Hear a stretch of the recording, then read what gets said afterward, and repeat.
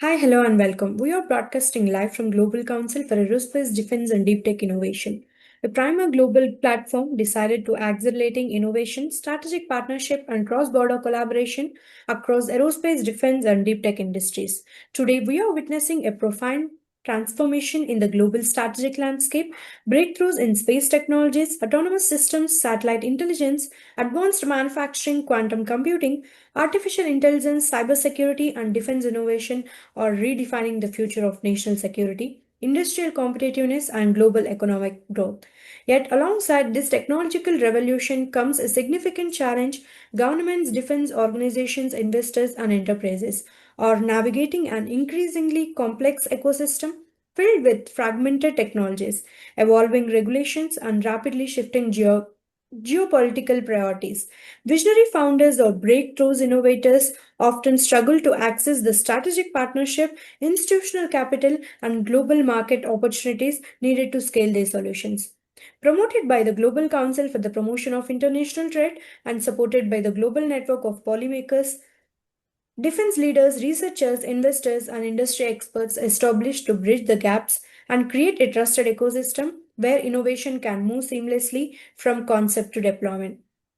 We are more than a platform, we are a catalyst from collaboration connecting governments, defense organizations, space agencies, investors, enterprises, startups, and research institutes to accelerate commercialization, strengthen sovereign capabilities, and build the technologies that will define the future. Operating across key strategic regions including India, the Middle East, Europe, North America, Africa, and the Asia Pacific, Global Council for Aerospace Defense and Deep Tech Innovation is committed to fostering partnerships that drive technological resilience, economic growth, and global competitiveness. Today, as part of our visionary interview series, we are exploring the ideas and innovations shaping the future of aerospace, defense, and deep tech. Joining us as a leader who embodies exactly what it means to build the vision, purpose, and transformative impact. Please join me in welcoming our distinguished speaker, Mr. Atul Srivastava. Atul Srivastava is the Vice President of Votary Softech Solutions Pvt Ltd and a seasoned technology leader with more than 2 decades of experience at the intersection of robotics, autonomous systems, advanced sensors, embedded software, edge computing, energy systems, and artificial intelligence. With global experience spanning the USA, the UK, Singapore, France, Switzerland, and China, Atul has been in- instrumental in driving innovation in advanced manufacturing, supply chain transformation, and deep tech solutions. His expertise include application-specific humanoid robotics, next-generation battery technologies, semiconductor-enabled AI platforms, and intelligent systems powered by advanced sensors and edge intelligence. Passionate about building the future ready technologies, Atul has focused on leveraging system on chip architectures, integrating CPU, GPU, and NPU capabilities, and creating intelligent solutions that redefine aerospace, defense, and industrial applications. Atul, thank you for joining us today to help the shape of the future of the Global Council for the Aerospace, Defense, and Deep Tech Innovation. Pleasure, my friend. So, I'd like to ask you a few questions to explore your vision and expertise in greater depth. Moving to my first question, with your extensive experience in robotics, embedded systems, advanced sensors, and AI, how do you see autonomous systems and intelligence machines transforming aerospace, defense, and industrial sectors over the next decade? Okay, so there are various domains in deep tech domain, and starting with say humanoid itself. So humanoid actually will not be looking exactly like humans. These are basically general purpose robots, which are used for areas where it can be hazardous or can be emergency areas or for defense and all, and for a specific purpose. So it's not like it will like humans and all. And they are from the deep tech domain, and compared to this domain, so fundamentally it's based on just motors and special material limbs and batteries. So these are the deep tech technologies we are presently using for this humanoid domain. Thank And you. there are other domains also, like aerospace domain. and I've been interacting, say, aerospace areas since 1989 with General Electric gas turbine domains and all. So what is important here is that in aerospace, what is most important thing is software. Okay, and for the software domain, from very beginning and very fast say hardware is required. So we are working in those domains, that starting from different domains, so whatever is the fighter aircrafts also. So how we can utilize the very fast say processing chips, like where we just now mentioned that, okay, you are using combination of your CPU, GPU and PU together, that kind of very fast processing that can be done, and a lot of using of AI. So many of these fighter planes are basically designed almost 10 to 15-year old. So we can utilize the latest technology, and whatever is the next generation technology we can outcome this. So we are working on these many domains, whatever you have just mentioned. Yeah. Yes. Thank you. Thank you for sharing that perspective. Intelligent autonomous systems are undoubtedly reshaping the future of industries worldwide. So let's move on. Our next question. You have worked extensively on manufacturing and supply chain innovation, including advanced battery technologies and intelligent hardware platforms. What are the biggest opportunities and challenges in building resilient technology driven manufacturing ecosystems? Yeah, so supply chain as on today is very fragmented. Okay, so if we look back for say the supply chain used to be very strong even in say early 90s and all, but over the years also what has happened. So for manufacturing, whatever new technologies we are using, so apart from technology, how we can transform the advanced supply chain. So we have to create many companies, maybe called as the ancillary companies or the vendors or suppliers, which can be. So if you work in any advanced countries, it's one company can give all the subcomponents and all. So we have to create a very strong supply chain community here. And also manufacturing also is using latest technologies. So latest technologies from say hardware. Apart from that, okay, robotics using for even manufacturing purpose and all. So that and even for say certification for this thing, testing, automation testing and all.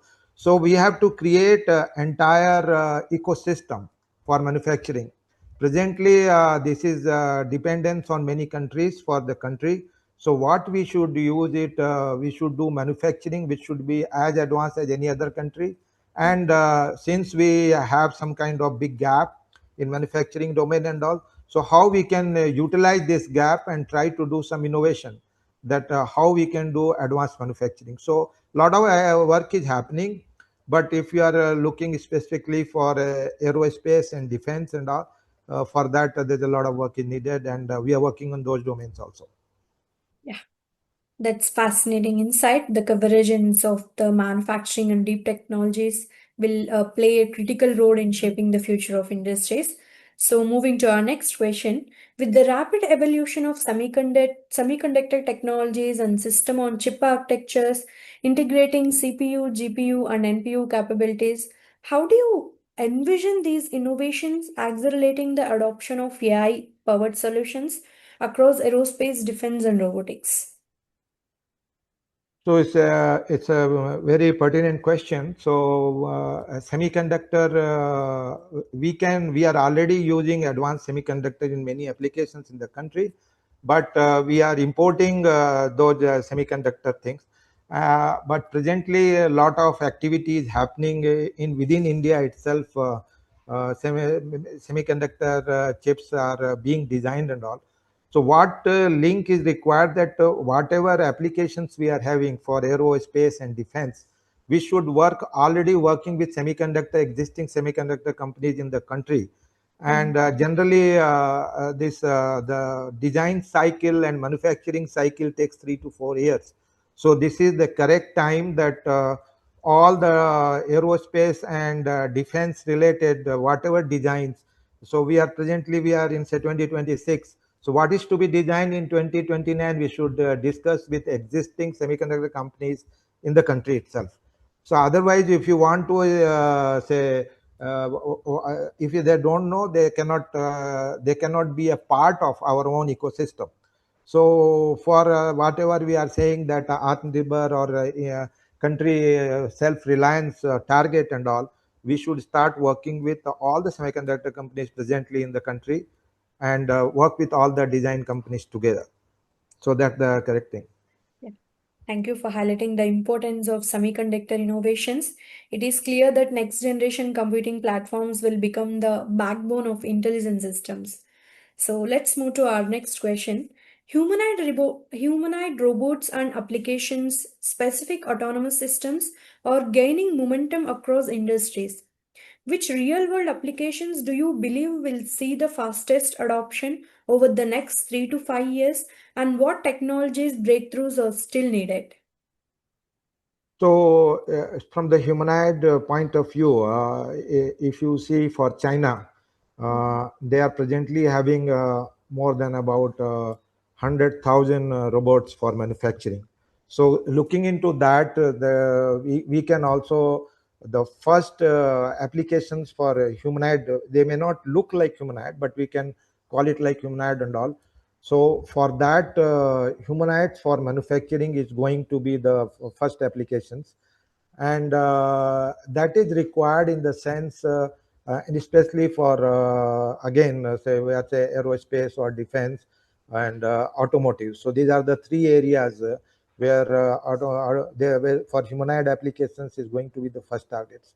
And uh, what is happening that there are applications where it has to be a large repetitive applications. So for those kind of things, using robot makes the error prone is not there because mistakes will be less. Even for to that extent, they are trying for even textile industry also. They are trying robots for certain applications which takes too much consuming time. Okay, so those kind of applications are going to be first target for humanoid. Yeah, thank you. That's an exciting perspective that future of robotics and intelligence automation holds tremendous potential across multiple sectors.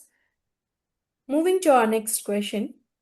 India is increasingly focusing on self resilience in aerospace and defense technologies. From your perspective, what role will indigenous innovation in robotics, sensors, and semiconductor technologies play in strengthening national capabilities over the next decade?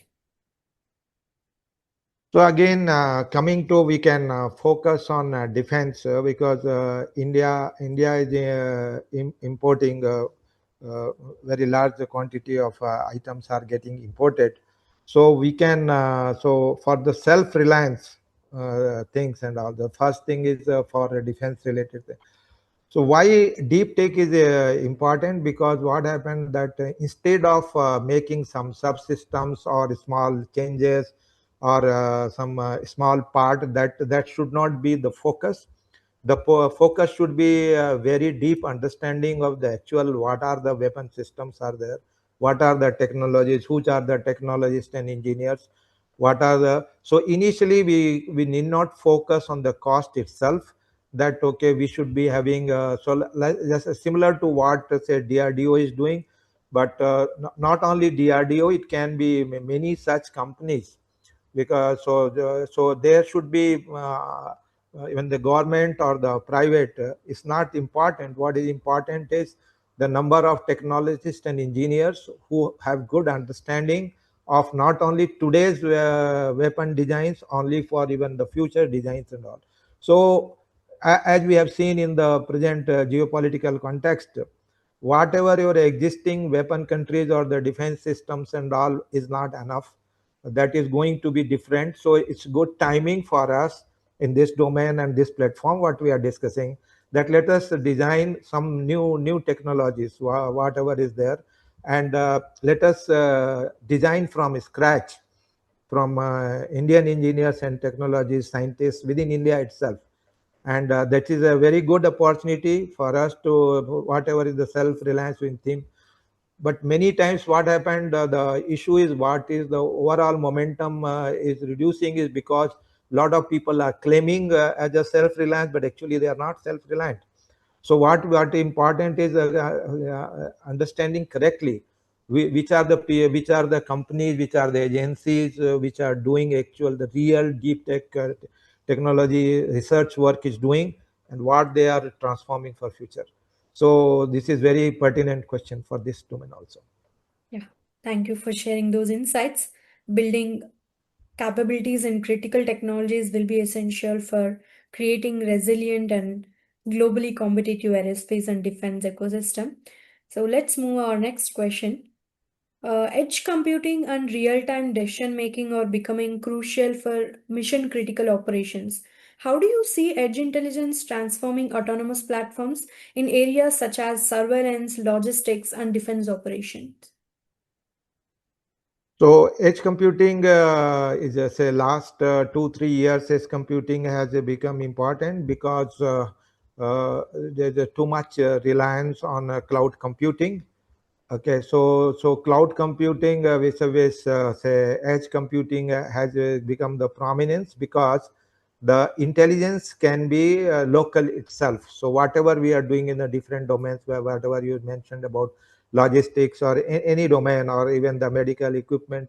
So for example, say even if we are talking about say medical equipment or the defense equipment and all, so you should not be, say, suppose you are doing surgery and you want to do some cloud, some 5G connectivity, some that's not the correct way of doing it and all. So why edge processing has become even for the industrial applications that okay, lot of intelligence should be, and including your natural intelligence as well as AI based decision taking should be local.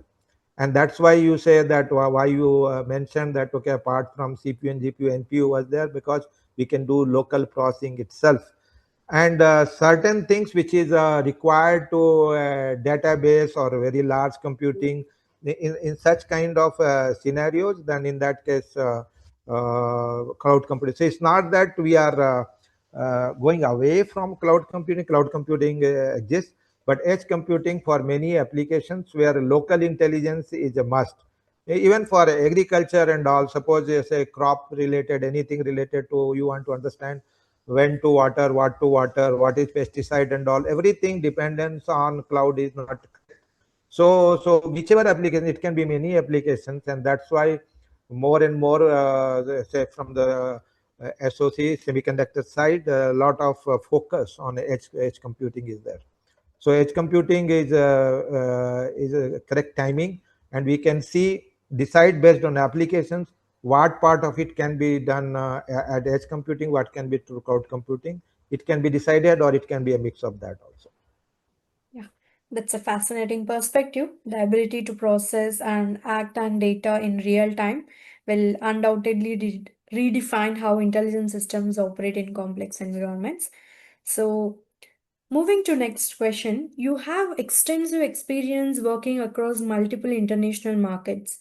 What lessons can startup and deep tech companies learn when scaling advanced technologies from research labs to global commercial markets? Yes, so international exposure is very important, and you should be learning. And so I can give you two different applications. One is from Taiwan, another one from Switzerland.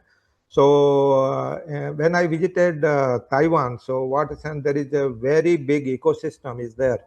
Okay, so you say that okay, Hsinchu is the place in Taiwan, and where there are so many companies are there which are researching and saying deep tech domain and all, and there is various companies are developing many products and all those things. And you can understand that due to this kind of country like Taiwan, now semiconductor, that is the number one, okay, from the semiconductor domain. So I visited them in say in year 2026 years back, and I saw that okay, what is importance of creating a science and technology community. So like in India also we can see there are many communities are there in say many like Bangalore and Hyderabad and other cities there is there, but connected community for technology at a central place. Okay, if I remember, it was a science tech park in Sinchu, so that's the place. So that is one learning from there, that okay, we should be having from say international exposure side, like Taiwan. We saw there's a big communities there, and even though Taiwan is a small country, how they dream big. So that's one thing. And Yes. my other came from my Switzerland. I was in 1992 in Switzerland for about 6 months, and that was working with ABB. And they say that okay, lot of things it takes time. Like they started in 1905, and how they developed. Earlier it was like a village there near Baden, and how they developed, and then we say it became like a manufacturing powerhouse. So you say that okay, countries can be small, like two examples you've taken. Say even if the countries are there, they may be that time around 60 lakh population for the entire Switzerland, but they dream big what they can contribute internationally, how they can become important. So if we are such a big country and all, and how we can impact globally. So we can see that okay, if you big countries certainly. So I have a worked and interacted with many countries like Japan, France, UK, USA, and all. And everywhere you can learn, okay, from different what are the best practices. So exposure is certainly very good. And what learning, overall learning is India has everything inside itself. We don't need any other country. Everything is available in the country. How we want to do it, it is up to us. And this is correct timing. All these discussions we are doing. So we need not looking for any other country. Why other country doing? If the small countries can do big, why not India itself? So that's the conclusion, that okay, let us do it in India. Why in other countries? Yes, that's true. Thank you for highlighting those important lessons.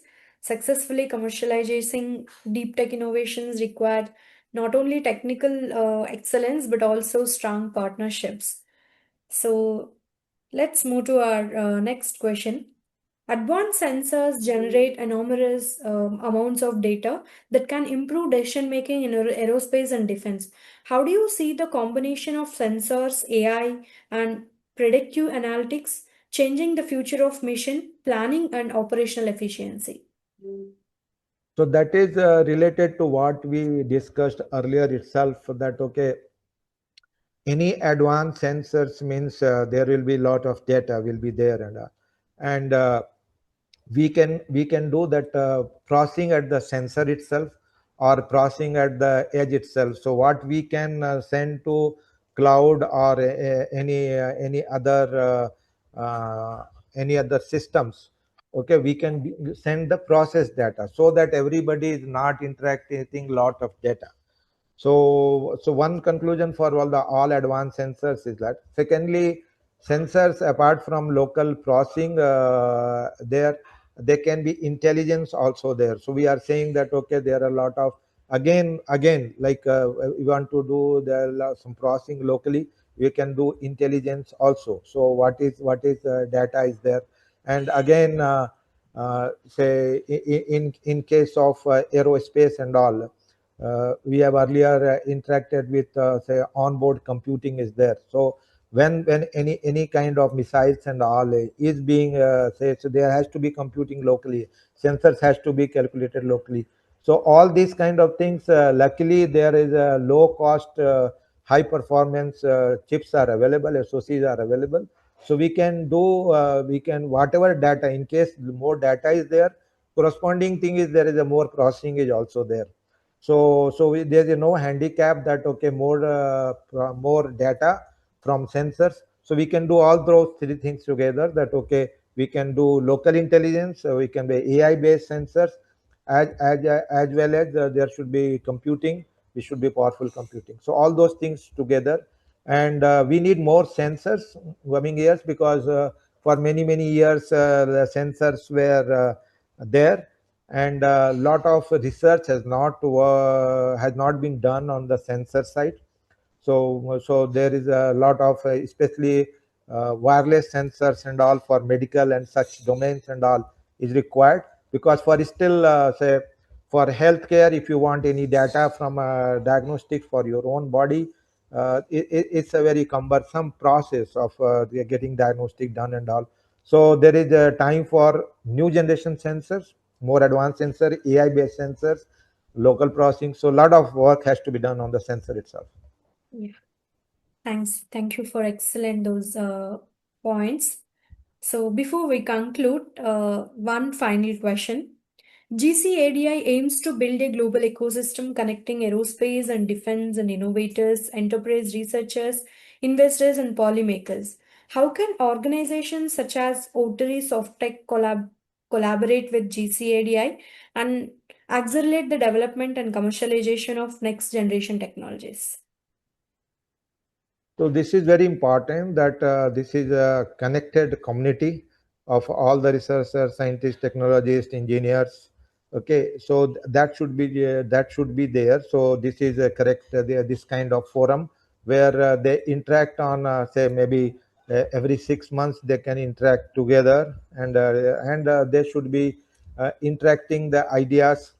Okay, so presently what we know that okay, this kind of community is there are forums, okay, but regularly interacting and working together collaboration is very important, because uh, any advanced domain requires many parts. Okay, somebody may be computing, somebody may be doing sensor, somebody may be material science, and also there are many, at least 5 to 6 domains are there.